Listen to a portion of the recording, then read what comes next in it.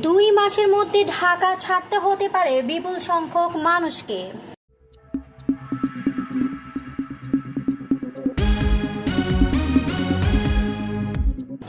বর্তমান বৈশ্বিক যুদ্ধ পরিস্থিতি নিয়ে গভীর উদ্বেগ জানিয়েছেন সংসদের হুইপ এবিএম আশরাফুদ্দীন নিজান। তিনি আশঙ্কা প্রকাশ করে বলেছেন, চলমান সংঘাত দ্রুত বন্ধ না হলে আগামী 2 মাসের মধ্যেই ঢাকার বিপুল সংখ্যক মানুষ নিরাপদ আশ্রয়ের খোঁজে স্থানান্তরিত হতে বাধ্য হতে পারে। শুক্রবার 3 এপ্রিল ঢাকা থেকে লক্ষ্মীপুরের কমলনগরে যাওয়ার পথে কুমিল্লার লাকসাম দক্ষিণ বাইপাস এলাকায় ধামইচা জামে মসজিদে জুমার নামাজের আগে সংক্ষিপ্ত বক্তব্যে তিনি এসব কথা বলেন।